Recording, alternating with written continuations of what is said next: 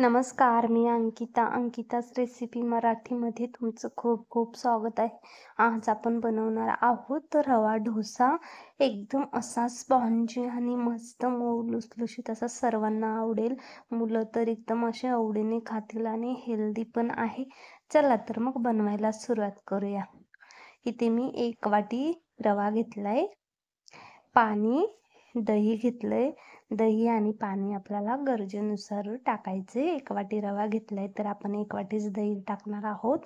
आता आपण रवा बारीक जाड चालेल. आता आपण रवा, दही आणि पाणी एकत्र करून असं मिक्सरला बारीक करून घेणार आहोत. इथे 1 वाटी रव्यासाठी आपण 1 वाटीच दही घेतलंय आणि पाणी आपण गरजेनुसार टाकायचे. आणि आता हे छान असं मस्त मिक्सरला फिरवून घ्यायचे. एकदम असं मस्त असा रवा डोसा तयार होतोय.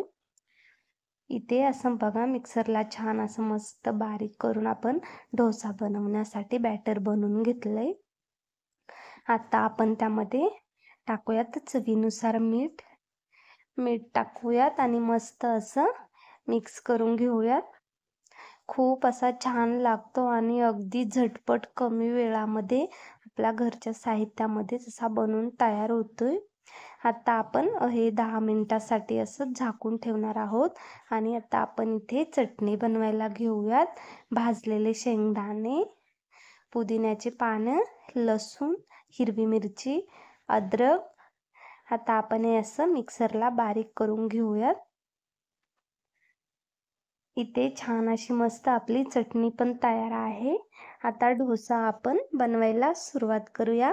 आता टाकूयात आपण इथे खायचा सोडा, ॲक्टिव्ह करून घेऊयात आणि मस्त असे जाळीदार आपण डोसे बनवून घेऊयात. चला तर मग छान असं मस्त मिक्स करून घेतले. आता आपला पॅन पण इथे छान असा गरम करायला ठेवलाय. खूप असा छान आणि टेस्टी असा आपला डोसा बनून तयार होतोय. पॅन पण इथे मस्त असा गरम झालाय. त्यावरती टाकूयात तेल.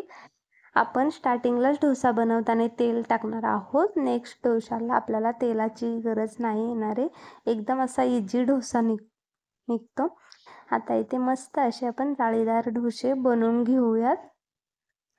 खूप असे छान आणि खायला पण खूप असे मस्त लागतात आणि अगदी कमी वेळामध्ये असा आपला डोसा बनून तयार होतोय.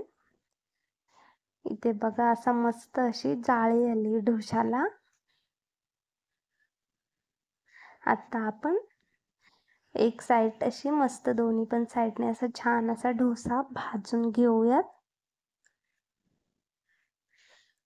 इथे आपला रवा डोसा असा मस्त असा बनून तयार आहे. आता आपण सरळ डोसे अशा प्रकारे बनवून घेणार आहोत. खूप असे खायला मस्त लागतात.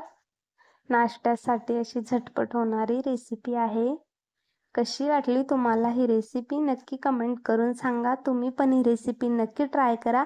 आवडली असेल तर लाईक करा, शेअर करा, सबस्क्राईब करा.